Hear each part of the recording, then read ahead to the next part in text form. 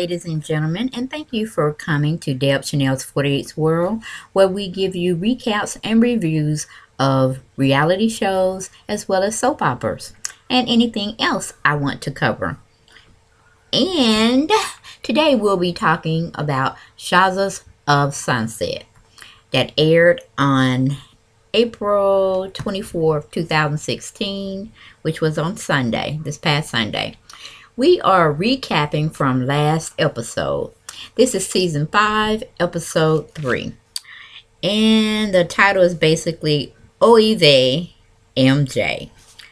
Okay, what we're covering is Gigi's health issues escalate. So she calls for support during a medical procedure. Also, Mike and Jessica host a backyard Shabbat party to try to rebuild the group's relationships. But tensions amplify when MJ spills a secret. Okay, let's get right on into it, guys. We go straight into it. The first clip is with Mike and Reza. Mike is meeting Reza at a cigar, I call it like a cigar salon or cigar saloon type of men's club type of atmosphere. And, he's securing the 2 cigars that he wants. And he's basically asked to sit down until his guests come. And that's what really Mike does. Then Reza shows up. It's not his cup of tea to be smoking cigars and all of this and that. But he wants to meet up with his friend. That's what he said he wanted to meet him. So if he takes 1 or 2 puffs off the cigar, it is what it is. But anyway, Reza shows up. And they start having their little one-on-one buddy talk and this, that, and the other. And, basically Reza in past clips or episodes, he basically was saying, Mike was he wasn't good at what he was doing because he didn't take the time. He wanted to do less work and want more money for that. I don't know what they do that at unless you are the CEO of your company, and basically you have already worked so doggone hard to get a company or organization and board members till you already done solidified yourself as you know how to get the ball going, you know how to start a business, and you know how to create revenue. So you have to hire, in a sense, people that are more smarter than you, as well as know the business inside and out, so your business can continue to grow. And then you can see for yourself from your own management style and your knowledge being in the business for as long as you have, that whether or not you got good people working for you. And I'm talking about from the top to the bottom. Okay, that's where we go with it. So I don't know if you want to say Michael came to a coming to Jesus moment with his antics of always trying to get ahead, but riding off of somebody else's coattail. So that's basically what he was telling Mike, that he was sorry for the relationship that had got damaged because he wasn't putting in the work. And he basically was the slacker, and he can see why the relationship failed so miserably, the business partnership they had. And it kind of took its toll on their friendship relationship as well, because that's why it's not good to be in business with a friend or even family members unless somebody has to set the tone to who is in charge, and everybody has to be in agreement of that, so that when little things do spike up, we don't always go pushing blame and saying this and that, and this person got more than this family member, this, that, and the other. No, you need to set out a contract, have it in writing, just like you would do with any other employee that you hire, but they're not a family member base. So once you have all of that structured down, you just usually just let it take flight and just see how things are going to roll. And 9 times out of 10, sometimes in certain families, I'm not going to say all, I'm not going to generalize like that, but you do have jealousies, and they don't see the big picture. Only thing they see is what you getting and what they still have. And half the time they're putting in less work because they don't see you working after everybody's gone home. You taking more than likely some of the wear and tear home to your home when you're supposed to be relaxing. But since it's your baby, you're going to always have to oversee it with several eyes. So a lot of people don't understand that when you have um, the golden card or the golden ticket of starting your own business, and it is successful, they don't see the sleepless nights, the many fires you put out, behind the scene, that you don't necessarily indulge with them in conversation with what you had to, do, that they have no knowledge of. So it is a very difficult task to take on. Excuse me, guys. But if it's meant to be, you will be successful with your family members and close friends. And if it's not meant to be, then, it will wear and tear, and it would definitely show up in your revenue to whether you will be successful to continue to go on and restructure things, or just to break the whole thing down and just, separate it, abandon it in a sense.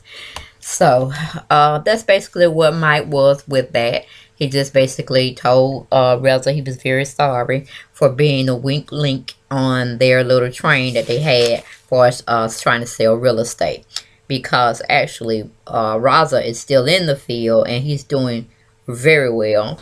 But Mike is kind of being, tossed and turned like he's in a ocean in a boat, and they having major squalls come about to try to overtake the boat or whatever. And he just wanted his friend back. Both of them was recipients of that idea. And so Mike went as far as to say he wanted them, not just Raza, but the rest of the family or friend family that they solidified themselves to become. He wants to invite them over for Shabbat, which is a Jewish custom.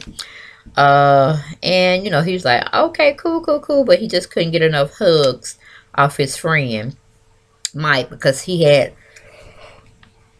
definitely missed their relationship. So we move on from there. We go to Shervin and Gigi. Shervin is taking Gigi to get her surgical stitches removed out of her hand, where they had to go in and, I don't know, remove some extra added tissue that was making her have painful episodes or spasms because she has rheumatoid arthritis. So maybe that's something she's going to have to go through a lot of. I'm not really sure. But he basically took her, drove her, and stayed with her while she got her sutures out. And that was a good thing, because she was saying all of her other friends, especially MJ. And I'm thinking MJ and her were close at one time, but with MJ having a new beau in her life, and it seems to be very solidifying, she may have not had time to actually reach out to Gigi just to see how she was doing.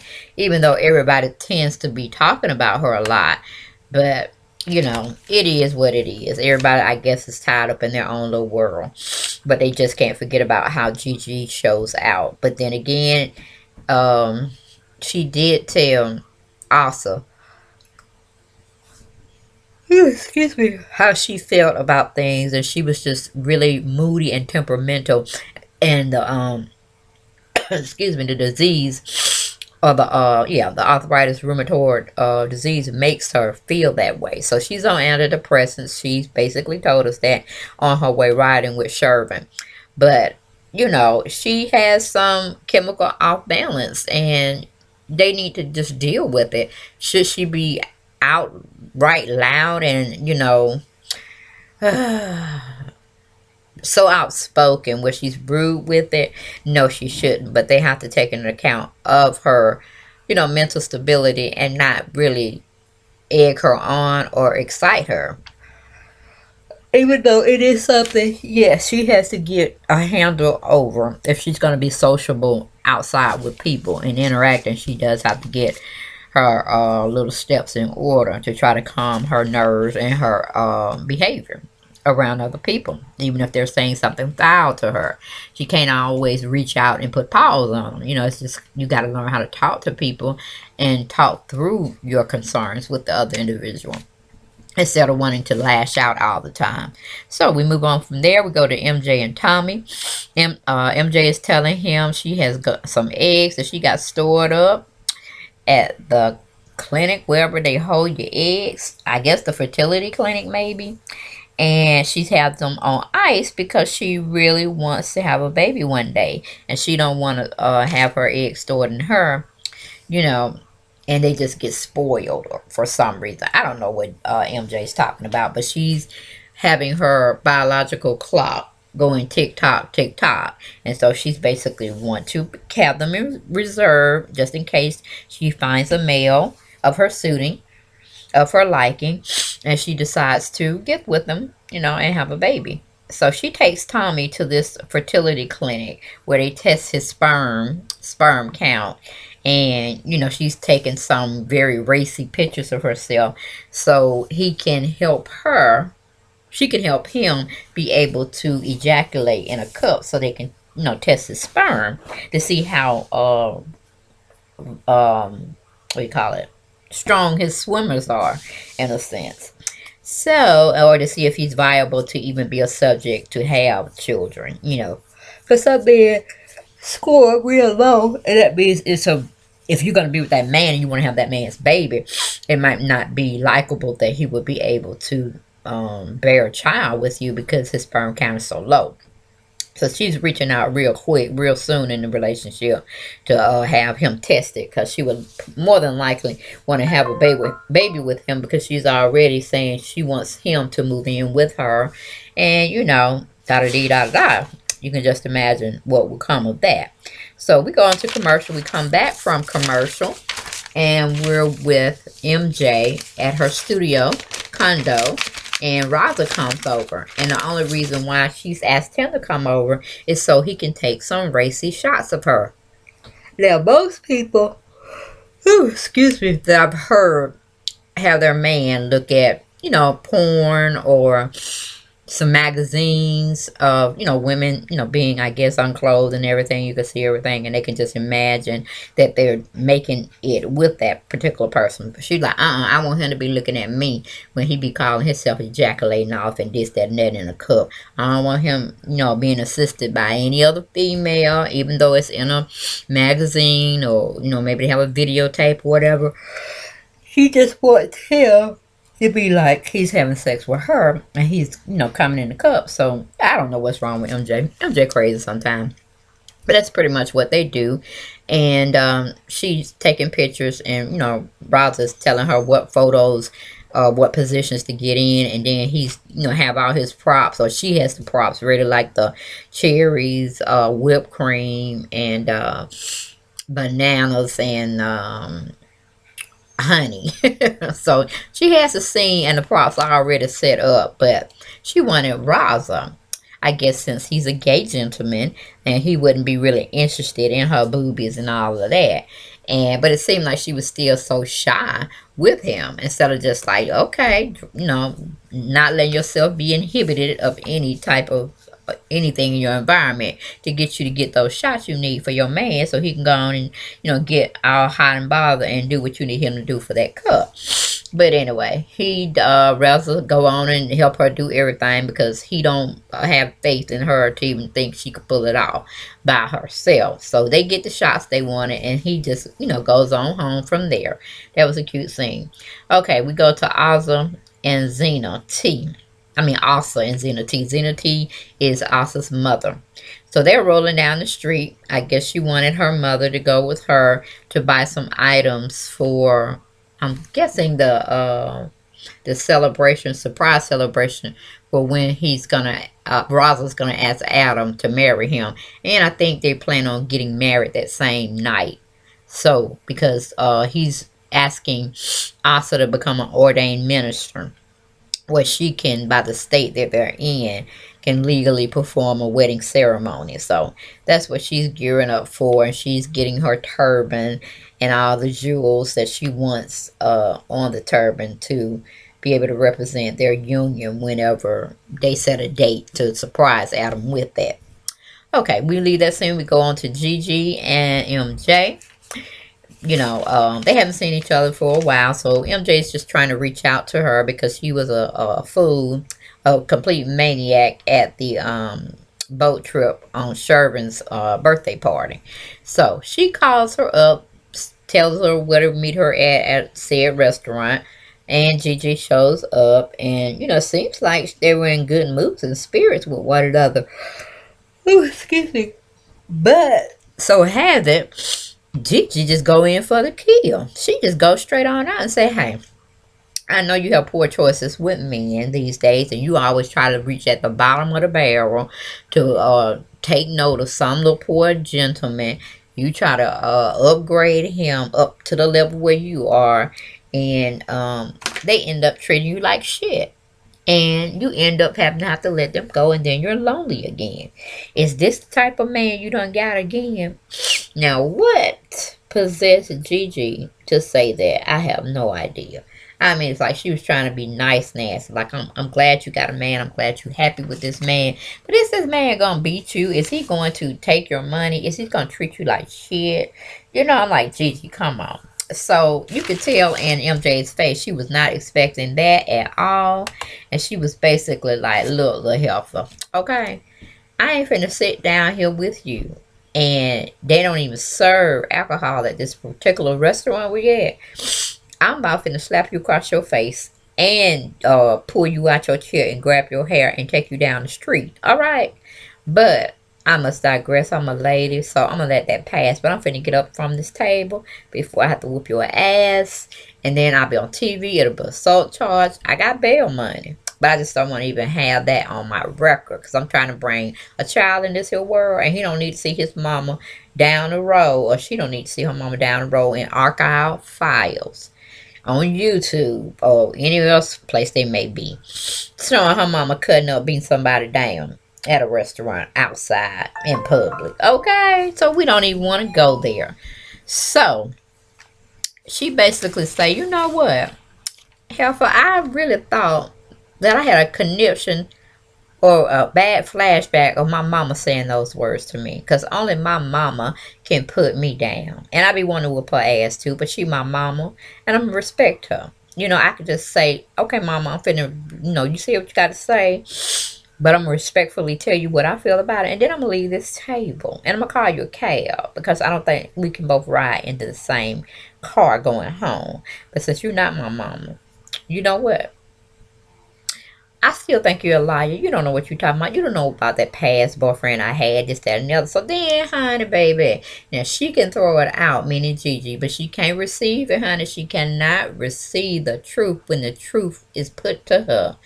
Whoo, it touched and agreed with her spirit, and the spirit didn't like it. The spirit didn't like it, or Gigi didn't like it. One of them, but it wasn't floating on y'all. It was not floating on her. Okay, it just got buried in her. She couldn't take it. She died, had a heart attack about it, and it just is what it is. It just came on back and was like hot fire mad, like she was wanting to put pause on folks and say, why you trying to say my mama and my daddy are liars? Because they had me, so what that, I was like, baby, why did you go way back there? Just because she said that you had said something that is really something her mother would have said to her, because her Vita always putting down MJ. She has nothing nice to say, unless it's just obvious, and maybe other people are expressing it, and she feel obligated to chime in agreement with them. But that's not the case. But she just like, you hit below the belt, so I'm gonna hit below the belt, and then I'm finna get the stepping. I'm finna bounce. So that's pretty much how that scene was. Gigi just acted a total fool and this, that, and the other, and MJ, my girl, she handled it like a true G. I ain't got time to fight with you because I'm going to jail. I know that. I don't really want to put my money on bail money because I know my baby ain't got no money, Tommy. So ain't no sense for me to deplete my bank account, and then I have to look at you when we do get straight again, or we just be good just to be around our other friends. I be wanting to beat you down again for trying to take. Well, no, you did take my money because my ass ended up in jail. I'll be looking at you all the time, saying, how did I get this trick to get my coin and upset me at the same time. How did I do that? And where do they do that at? Okay. So that's basically where it was. We went to commercial and we came back. We were at Mike's house. Him and his wife were getting ready for the Shabbat dinner and celebration. She had her, meaning Jessica, Mike's wife, was getting a pretty large feast together. It looked appetizing. Looked like it was gonna be a lot of spices, and it could have been hot. But I've never really tasted any of the Persian food, but it kind of looked like it was spicy and hot. So I wouldn't have been too happy about that. But anyway, to each his own. They were fussing over trying to put the seating on the outside and where it needed to go. And, Jessica was like, baby, that's man's word. Look, I told you I wanted it this place. Now do that while I go back in the house and cook, because you ain't happy me with this. Are you happy me with this? And it doesn't seem like she was getting anything catered. It's acting like that girl was throwing down. Or that woman, I'm sorry. She was doing down in that kitchen, honey. And I can feel her, honey. Don't tell me nothing about no outside. You make sure you get it right.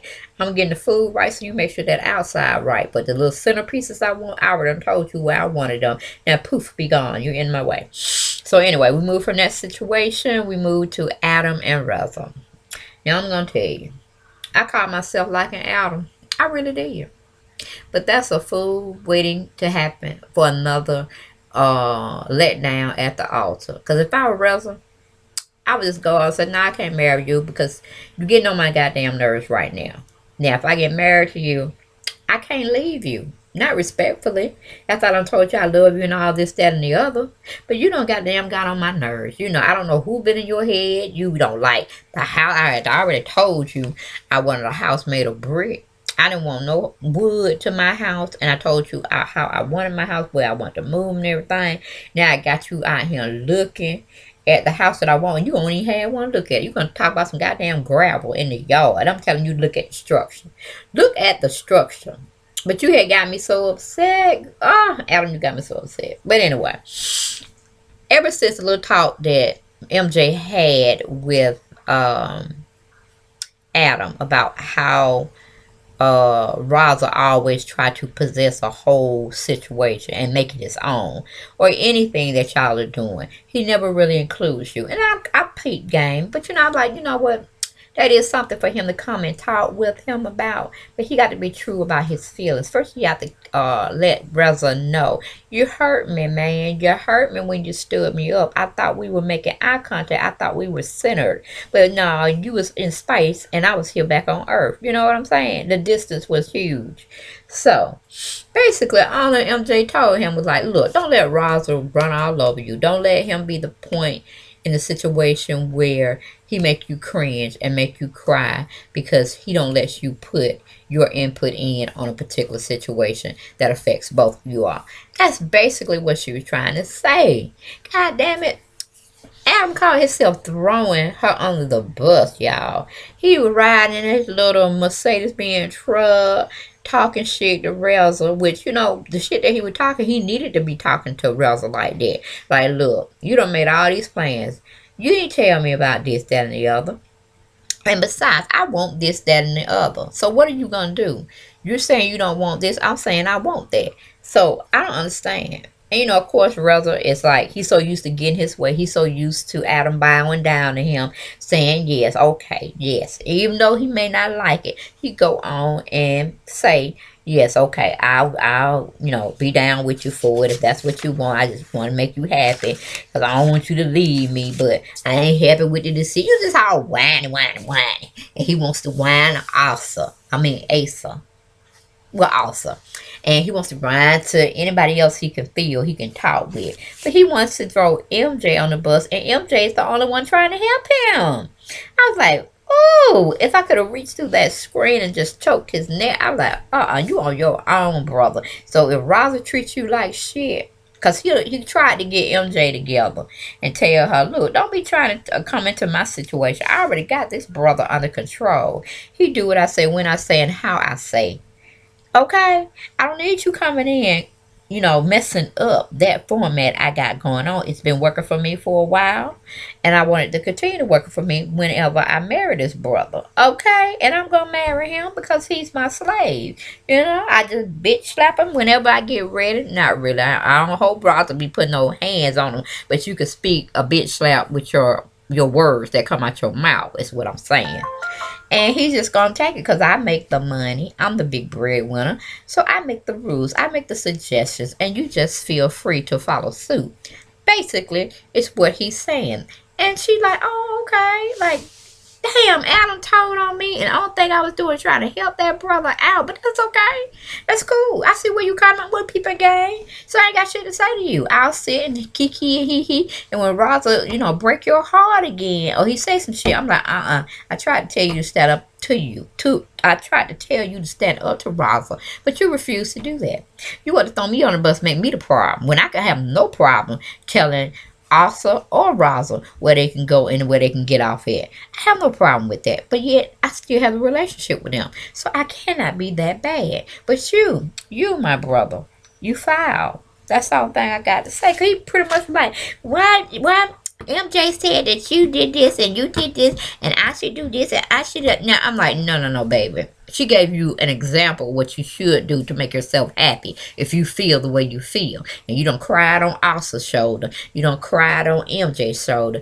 Now what? What? You going to have to make up your mind whether you going to stand up to Asa. Raza, or you going to be his bitch. I mean, that you have no say in the game whatsoever. And you play your role and you play it to the end. Okay? To the death do you part. Making sure everything is kosher and you die of natural causes, and not that Raza don't put a gun to your head and blew your head off or something like that because you don't got sick of you. Because one thing I know about Mr. Raza, he cannot stand chaos, he cannot stand indecisiveness, and he cannot stand liars around him. Okay, so you being that liar that you are, he might marry you, give you a couple of years, then he might divorce you. Because Raza cannot stand all of that. He wants you to be the way he wants you to be, and if you can't, he has to go. And I'm like, I don't know, he's setting the tone for you. You already know there's no room for development because Raza is going to be Raza. Okay? So, you going down that road, but if I were your friend, then I would not be your friend after Raza had cussed me out in a nice, nasty way because he felt that I was telling you, or I was telling Adam to stand up for his rights. I'm like, if you don't stand up for something, you will fall for everything, and Raza gonna give it to you, front way, back way, whatever. However the gays get down, he gonna definitely get you read up, sold up, whatever. I'm just like, I ain't feeling sorry for you because you just messed over my MJ when she was trying to give you some good advice. But oh well, it is what it is. We move on, people. Okay, we move to MJ and Tommy. Both have arrived to the doctor's office where he's going to get his sperm count checked on. And, of course, that's a good thing for MJ because she want to have babies. And so he already said his stuff is good. So the doctor go over and tell them the ins and the outs about in vitro fertilization and this, that, and the other. And, he was basically telling both of them that, the sperm has got to be good. It has to be a good quality. It has to have a good head. Got to have a good tail. Maybe he said have a good body. Hell, I don't know. I'm like, damn, what you talking about, man? You talking about a human being, ain't you? But anyway, we go on from there because it was a commercial. We go back to Raza's condo and Adam. And they're going, well, really, Raza is going over his clothing suggestions of what he should wear to the Shabbat dinner and congregating they're going to be doing over at Mike's house. And he's going through a little pieces and he's telling a little story about each and every piece. And then that's when old crazy ass Adam now gonna be throwing shade on my MJ, throwing her literally up under the bus, saying I don't know why she wants to do wrong by me and talk about me, and all this stuff. And brothers were like, look, okay, now it makes sense. It makes sense. My kooky friend done sat up here and tried to turn what I had already going with this man, trying to get him some balls to come up and try to talk to me. like he was doing to me. Okay, it makes sense. That's MJ shit. Okay, okay. But he's like, don't worry about it, baby. I got you. I talked to him. And he's just, oh, just a weak ass bitch. I mean, I don't really call people bitches because I don't like to be called a bitch. But that he had rubbed me the wrong way, y'all. He did, and I'm like, I don't really care for him anymore. He's not as genuine as he wants to go and portray. He's really a messy person. So if Raza can deal with him, but he, no throwing no shade. Raza getting what he wanted because he wanted a slave. He got one. Okay, he got a slave. So anyway, we move on. That really a sex slave and a do boy is what he got. I don't know where the relationship come in because it's definitely not an even equal kill or even kill. And I'm just saying it on the point of being respectful for another human being that they call themselves loving. That's all that I'm saying. Because the other, it's just a thing of just being, who has more money to pay what, but it should be something where both of you all are comfortable with that situation. So, like I said, MJ was trying to help a brother. He can't be helped. So anyway, we move on to everybody's congregating that was asked to come to Michael's house for Shabbat. Everybody's there. Gigi, except for Gigi. They ain't nobody thought about calling Gigi, which is totally wrong. Y'all didn't have to get that girl no alcohol. Y'all could have told her she didn't have no alcohol because we didn't want you to show up. But of course, as we can tell, she didn't have alcohol when she met with MJ. So she cut the food in. I don't know, maybe she didn't take her antidepressants or her Valium or whatnot. But she was lit. She was lit with fire, anger. So they chose not to invite her because they didn't want to deal with those behaviors and negativity. So everybody was there. Also, wait a minute, Asafa and Bobby were there. And then you had Asa, MJ, Adam, and Raza there. I think, and then, of course, her husband, Mike. I think that was it. But anyway, they start all talking about the events that went down on Shervin's birthday party on the yacht. And they was just, MJ did this, MJ did that, MJ did this. But again, Raza did not say he had a part in that cake throwing fiasco. And that bothers the hell out of me that nobody wants to bring that up. But anyway, to make this short, they all go on and talk about it. Then Jessica just get fiery hot and say, fuck it.